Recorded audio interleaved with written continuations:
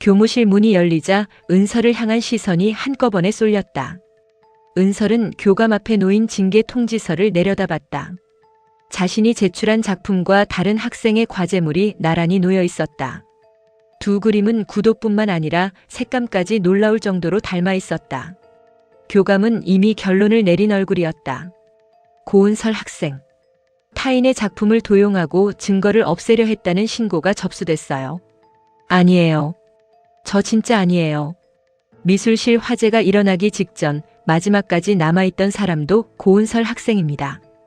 제 그림을 찾으러 간 거예요. 누가 제 작품을 바꿔놨어요. 그 말을 증명할 수 있습니까? 은설은 입을 열지 못했다. 보관함에 있던 원본 스케치는 사라졌다. 제출 기록도 은설이 마지막으로 수정한 것처럼 바뀌어 있었다. 자신이 하지 않은 일이 모두 자신의 이름으로 남아 있었다. 교감은 징계 통지서를 은설 쪽으로 밀었다. 학교의 명예와 다른 학생들의 피해를 고려해 정학 처분을 결정했습니다. 은설은 믿을 수 없다는 듯 고개를 저었다. 아니, 교감 선생님. 진짜 저 아니에요. 제가 한 거 아니에요. 학생이 계속 부인한다고 없는 일이 되지는 않아요. 조사도 제대로 안 하셨잖아요. 목격자와 자료가 모두 고은설 학생을 가리키고 있습니다. 은설은 책상 위에 놓인 진술서를 집어들었다. 자신의 작품을 훔쳐봤다고 주장한 학생의 이름 아래에는 헤라의 서명이 있었다. 사건 당시 은설이 미술실에서 자료를 없애려 했다는 내용이었다. 헤라는 참고인이 아니라 자신을 범인으로 만든 사람이었다. 은설은 진술서를 움켜쥐었다. 강혜라 학생 불러주세요. 지금은 다른 학생을 탓할 때가 아닙니다. 왜 못 불러요? 이 말이 사실이라면 제 앞에서 직접 말하라고 하세요. 교감은 은설의 요구를 받아들이지 않았다. 일주일 동안 등교하지 마세요. 추가 조사 결과에 따라 퇴학 심의까지 갈 수 있습니다. 퇴학이요?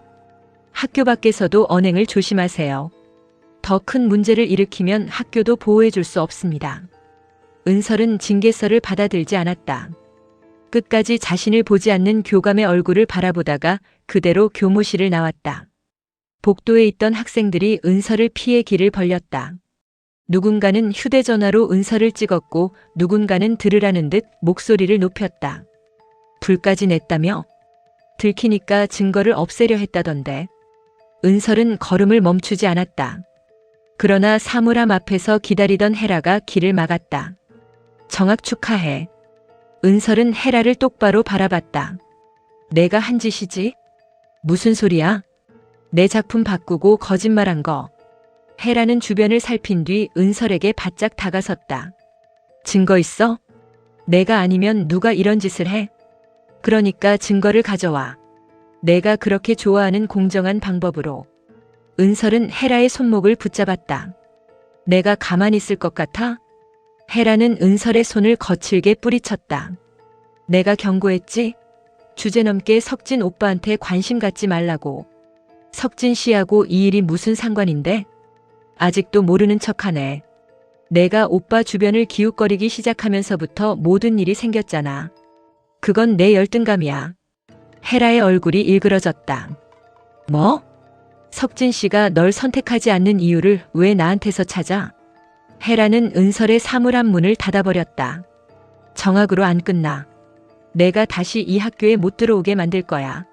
넌 내가 가진 힘이면 다 되는 줄 알지? 적어도 너 하나쯤은 없어지게 할 수 있어. 은설은 물러서지 않았다. 그래. 해봐. 대신 나도 끝까지 갈 거야. 은설이 돌아서자 헤라는 곧장 미란에게 전화했다.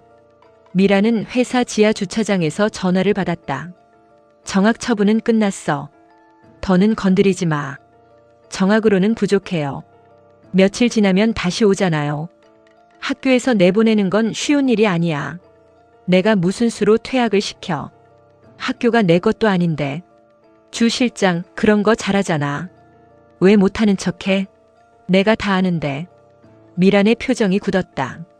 뭘 안다는 거야? 내가 사고 칠 때마다 기록 없애고 사람들 입 막았잖아.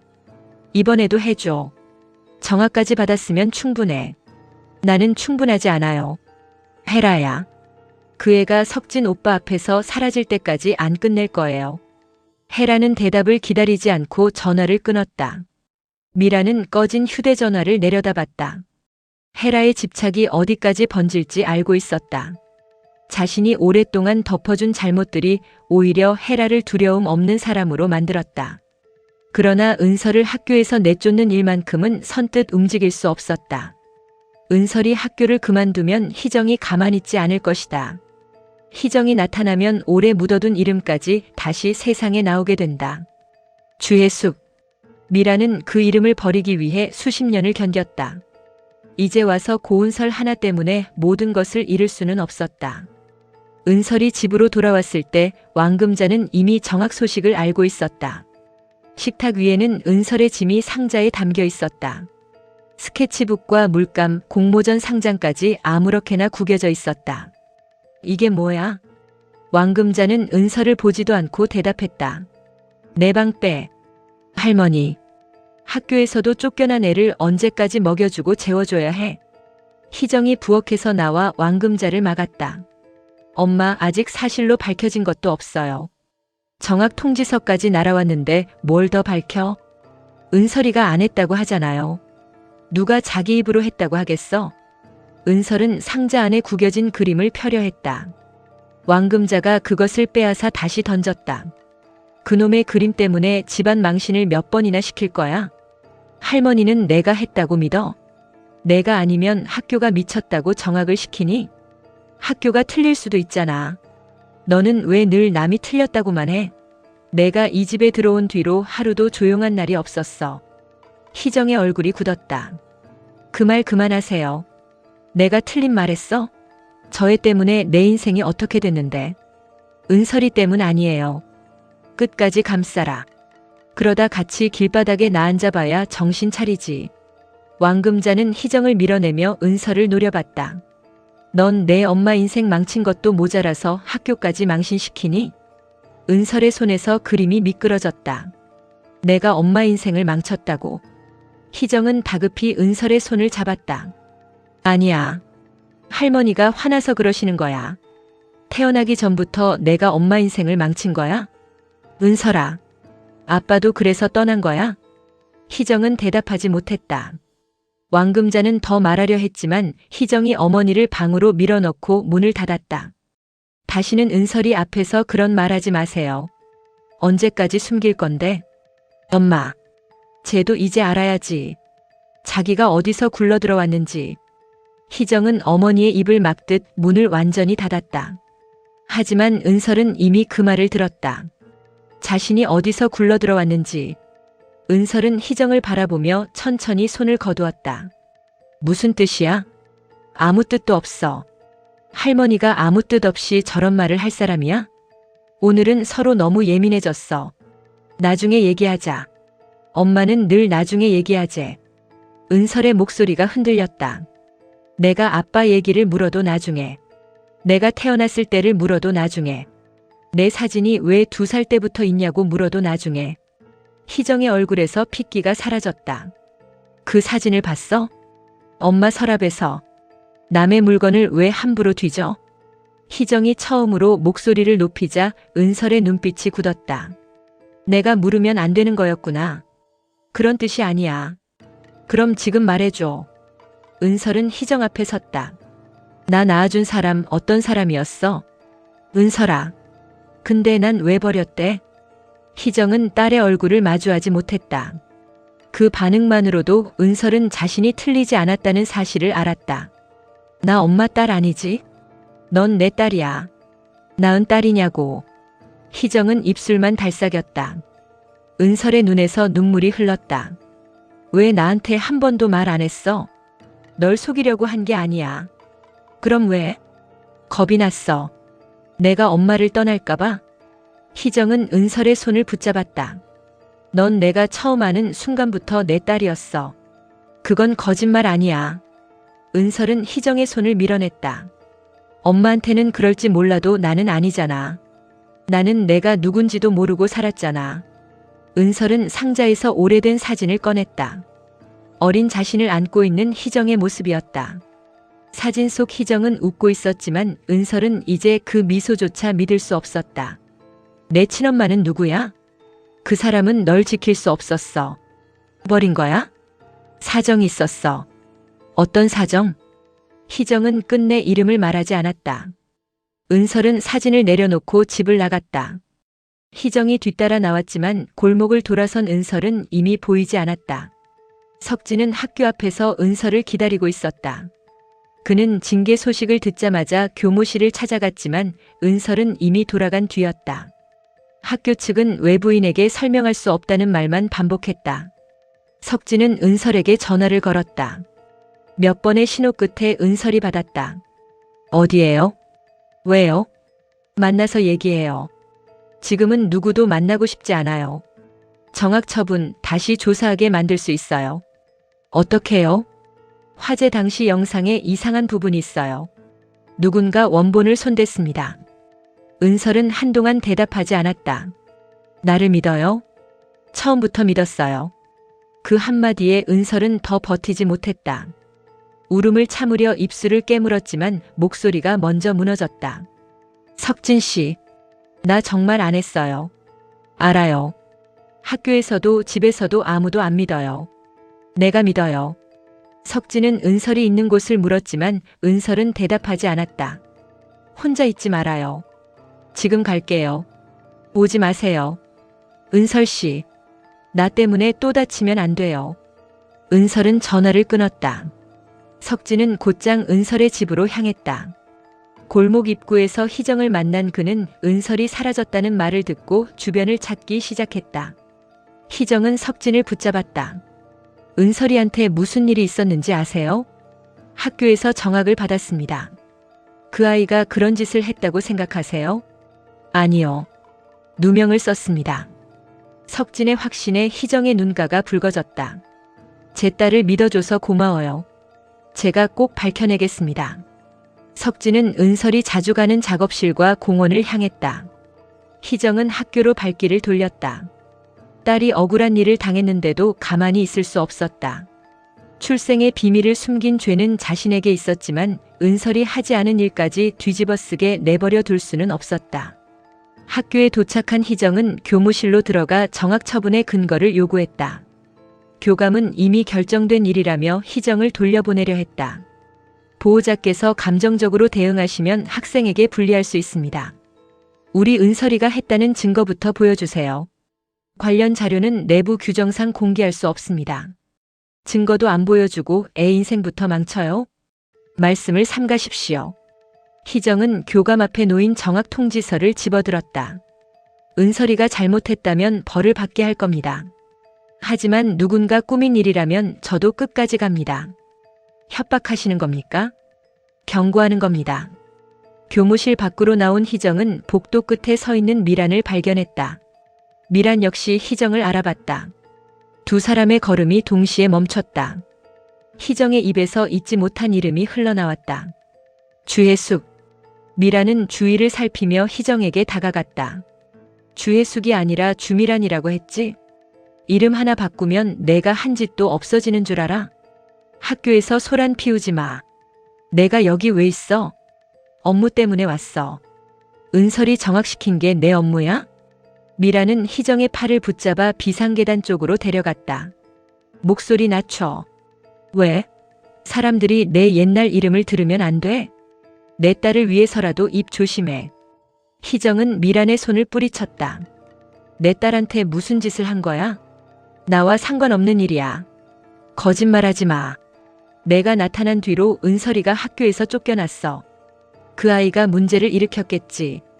희정은 미란의 뺨을 때렸다. 은설이한테 함부로 말하지 마. 미란은 고개를 돌렸다가 천천히 희정을 노려봤다. 아직도 남의 아이를 내 딸이라고 우기며 사니? 내가 키웠어. 내가 지켰어. 그렇게 당당하면 사실대로 말해. 어디에서 데려왔고 누가 낳았는지. 그날 아이를 내 품에 떠넘긴 사람이 할 말은 아니지. 나는 떠넘긴 적 없어. 내가 부탁했잖아. 아이만 살려달라고. 미란의 눈빛이 흔들렸다. 착각하지 마. 그 아이와 나는 아무 상관없어. 그럼 왜 이렇게 겁을 내? 겁내는 건 너야. 고은설이 내 친딸이 아니라는 걸 들킬까봐. 희정은 미란의 옷깃을 움켜쥐었다. 은설이 일에 손 댄 게 너라면 절대 용서 안 해. 증거 있어? 미란은 희정의 손을 떼어냈다. 내가 애를 낳았다고? 언제? 증거 있어? 희정은 가방 안에 손을 넣었다. 그곳에는 오래된 봉투가 들어있었다. 은설이 맡겨진 날의 기록과 주혜숙이라는 이름이 적힌 서류였다. 하지만 희정은 봉투를 꺼내지 않았다. 지금 미란에게 보여주면 빼앗길 게 분명했다. 증거가 없다고 생각해? 미란의 눈이 희정의 가방으로 향했다. 그런 게 있었다면 넌 진작 꺼냈겠지. 은설이를 지키려고 참은 거야. 그럼 계속 참아. 내가 입을 여는 날 상처받는 건 고은설이니까. 그 아이한테 죄 지은 사람이 누군데. 나한테 죄를 뒤집어 씌우지 마. 미란은 희정을 밀어내고 계단을 올라갔다. 그러나 걸음은 전보다 빨라져 있었다. 희정이 아직 증거를 가지고 있을지 모른다는 생각이 머릿속을 떠나지 않았다. 학교 주차장으로 내려온 미란은 헤라에게 전화를 걸었다. 은설이 엄마가 학교에 왔어. 그래서요? 당분간 아무것도 하지 마. 내가 왜요? 시키는 대로 해. 주 실장 지금 겁먹었어요? 헤라야. 난 고은설만 없어지면 돼요. 실장님이 못하면 내가 할 거예요. 미라는 전화를 끊고 차 안에 앉았다. 희정이 학교까지 찾아온 이상 더는 정학으로 끝날 일이 아니었다. 교감이 입을 열거나 조작된 자료가 드러나면 헤라뿐 아니라 자신까지 위험해진다. 미라는 교감에게 짧은 메시지를 보냈다. 오늘 사용한 자료를 전부 폐기하세요. 같은 시각 석진은 학교 보안실에서 화재 당일 영상을 다시 확인했다. 담당 직원은 영상에 문제가 없다고 주장했다. 하지만 석진은 미술실 복도를 촬영한 시간 기록이 일정하지 않다는 사실을 발견했다. 이 구간만 3분이 사라졌습니다. 장비 오류였을 겁니다. 화재가 일어나기 직전만요? 직원은 시선을 피했다. 석진은 모니터 속 유리창에 비친 붉은 팔찌를 발견했다. 인물의 얼굴은 보이지 않았지만 그 팔찌는 헤라가 늘 차고 다니던 것이었다. 원본 서버를 확인하겠습니다. 외부인에게 보여드릴 수 없습니다. 그럼 경찰과 같이 오죠. 직원의 얼굴이 굳었다. 석진은 휴대전화로 재생 화면을 촬영한 뒤 보안실을 나왔다. 복도 끝에서 헤라가 기다리고 있었다. 오빠 아직도 고은설 일에 매달려? 석진은 촬영한 영상을 보여줬다. 이 팔찌 내 거지? 헤라는 화면을 확인하고도 태연한 척 웃었다. 비슷한 팔찌가 세상에 하나뿐이야? 화재 직전에 왜 미술실 앞에 있었어? 내가 있었다는 증거도 없잖아. 곧 생길 거야. 헤라는 석진의 휴대전화를 빼앗으려 했다. 석진이 손을 피하자 헤라의 얼굴에서 웃음이 사라졌다. 오빠가 이렇게까지 하면 내가 어떤 기분일 것 같아? 그게 중요해? 나보다 고은설이 중요해? 지금은 진실이 중요해. 난 오빠 때문에 한 거야. 헤라는 말을 내뱉고 뒤늦게 입을 다물었다. 석진의 눈빛이 차갑게 변했다. 뭘 했는데? 아무것도 안 했어. 방금 내 입으로 말했어. 오빠가 자꾸 몰아붙이니까 나온 말이야. 헤라야. 마지막으로 묻는다. 은설 씨 작품에 손댔어? 헤라는 끝까지 대답하지 않았다. 석진은 그녀를 지나쳐 보안실 책임자와 경찰에 자료 보존을 요청했다. 헤라는 곧장 미란에게 연락했다. 오빠가 CCTV를 봤어요. 어디까지? 팔찌를 봤대요. 당장 학교에서 나와. 영상부터 없애야죠. 내가 움직이면 더 의심받아. 실장님은 왜 계속 나만 막아요? 혹시 고은설 편이에요? 미란은 대답하지 않고 전화를 끊었다. 헤라는 미란의 태도에서 처음으로 이상함을 느꼈다. 자신을 지키기 위해서라면 무엇이든 하던 사람이 은설의 퇴학만큼은 계속 피하고 있었다. 헤라는 학교 기록실 앞에 서서 미란의 메시지를 훔쳐봤던 기억을 떠올렸다. 보호자 박희정. 그 이름을 확인한 순간 미란의 얼굴이 굳어 있었다. 헤라는 두 사람 사이에 자신이 모르는 과거가 있다고 확신했다. 은설은 어린 시절 살았던 동네를 찾아갔다.